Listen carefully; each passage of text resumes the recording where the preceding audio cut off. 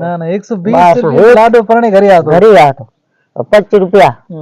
जेका वो थाल में नाखता अगे जड़े मतलब छोकरो जैसे हमें परणाव था ना तो कम से कम नी तो 10 लाख रुपया लगे रहा ठीक है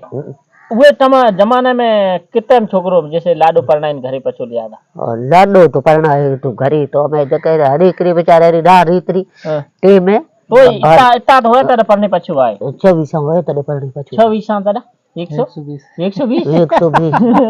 26 हो तो लखरी जगह है ओहो ना ना 120 लाडो परणे घरे आतो 25 रुपया जेका वो थाल में नाखता 5 रुपया बस पण ले तो करता कई को नित्रा कूड ने डड़िया बधे आता फलिए में अज हमें माज घर नहीं तो तो तुम लबरे धोबे पर वाली दी ना इतना दाना बधे आ तो के भाई एटा जे नित्रो मतलब भैया नित्रे जगह बाजरी दी था बाजरे रुपया के तो होता के माज चेतन री बड़ा ये